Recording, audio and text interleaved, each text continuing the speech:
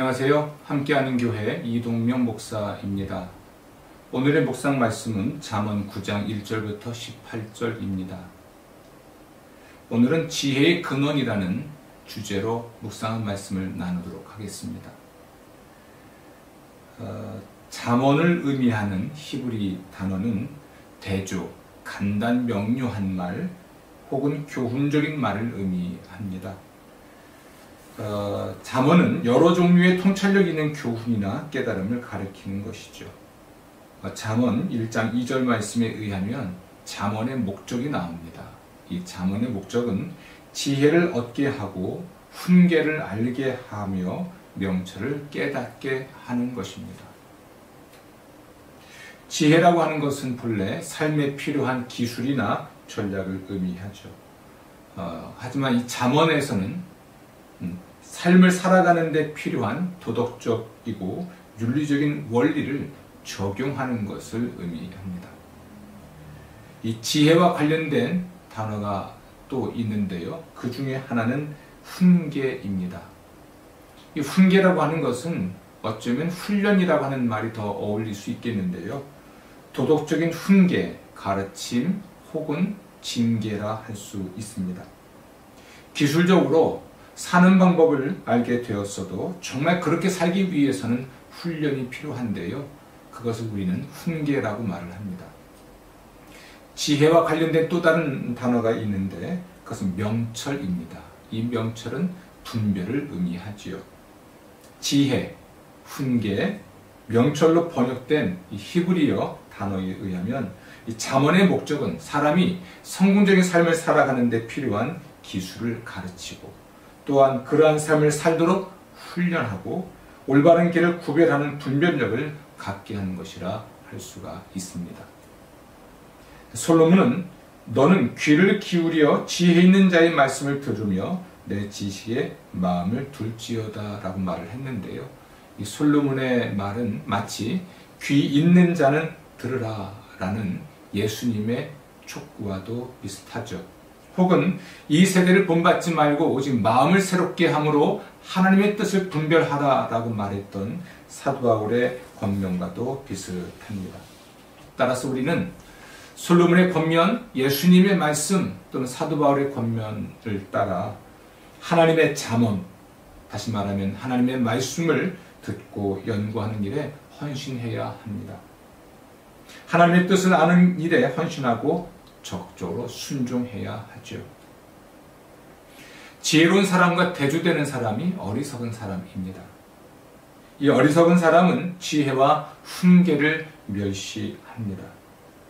따라서 이 어리석은 사람은 원초적인 본능에 이끌리게 되어 있죠. 잠언은 이 어리석은 사람과 관련되어서 세 가지 히브리어 단어를 사용합니다. 첫 번째는 캐실이라는 것인데요. 이 사람은 생각에 꽉 막힌 완고하고 고집센 사람을 말합니다. 이 사람은 자기가 모든 것을 알고 있다고 생각을 하죠. 그래서 어떤 누구의 지식도 조언도 거부합니다. 어리석은 사람으로 번역한 또 다른 히브리 단어는 나발이란 뜻입니다. 나발이란 단어입니다. 이 단어는 영적 감각이 없는 사람을 의미하죠. 세 번째로 에윌인데요. 하는 행동이 교만하고 난폭하며 강팍한 사람을 말합니다. 이 사람은 교만하고 난폭하고 강팍하기 때문에 하나님을 거부하고 하나님이 주시는 지식과 지혜를 거부하죠. 이 어리석은 사람은 하나님의 지식 또는 하나님의 지혜, 하나님의 훈계 혹은 다른 사람의 지식과 훈계도 거부합니다. 또는 멸시합니다. 하나님을 멸시한다는 것 또는 하나님의 말씀을 멸시한다는 것, 이것은 어리석은 사람이 되는 길이죠. 하나님의 말씀을 어기면서 자기 뜻대로 살아가고 자기의 어리석음을 따라 살기 때문에 그의 운명이 불안정해질 것이 분명합니다. 그의 삶에는 많은 문제가 일어나게 되겠죠. 그것은 사람은 심은 대로 거두기 때문입니다. 어떤 사람이 성공적인 삶을 살기를 원한다면 또 성공적인 삶을 사는 법을 배우고자 한다면 하나님을 경외해야 합니다. 하나님을 경외하는 것은 성공적인 삶의 출발점입니다. 예를 들어 보겠습니다. 하나님을 경외하는 사람은 하나님이 주신 생명을 사랑합니다.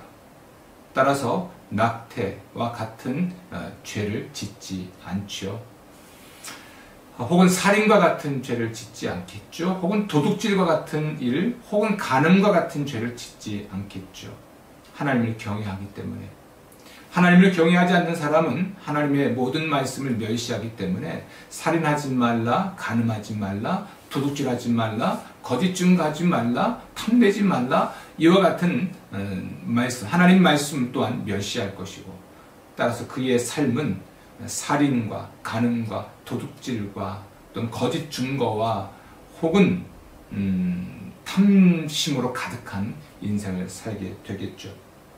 그리고 그가 뿌린 대로 거두게 될 것입니다.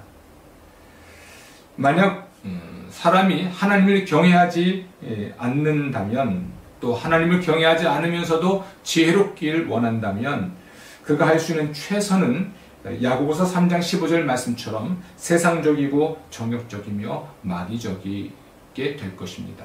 그리고 그가 있는 곳, 그가 속한 공동체는 늘 분란에 휩싸이게 되겠죠.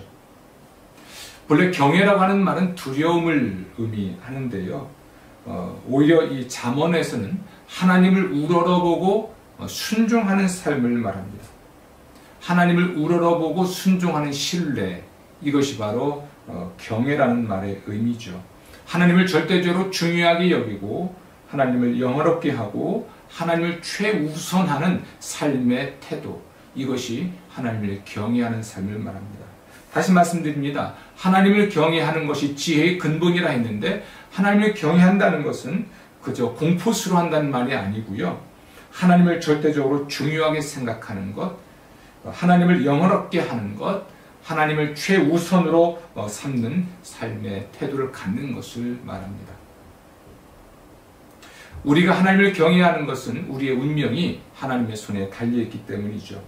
우리는 하나님의 주권을 거역할 수 없습니다. 우리는 하나님에 의해서 살고 죽죠. 때로는 천국과 지옥에 들어가고 축복과 저주를 받게 됩니다. 어떤 사람이 하나님을 경외한다면 하나님이 어떤 분인지를 알고 그 위대하심에 올바르게 반응한다는 것을 의미합니다. 하나님을 경외하는 사람은 오직 하나님 한 분만을 사랑하고 섬기죠. 하나님의 모든 뜻을 알고 그 뜻에 순종하고 하나님의 목적에 헌신할 것입니다. 오늘 말씀을 토대로 세 가지 기도 제목을 드리겠습니다. 하나는 교회를 위한 기도입니다. 하나님의 지혜로 성결과 사랑의 공동체가 되게 하소서. 둘째는 가정을 위한 기도입니다. 하나님의 말씀으로 양육하고 양육받게 하소서. 셋째는 우리 자신을 위한 기도입니다. 하나님을 경외하게 하소서. 하나님을 두려워하는 하루가 되시기를 기원합니다. 복된 하루가 되십시오.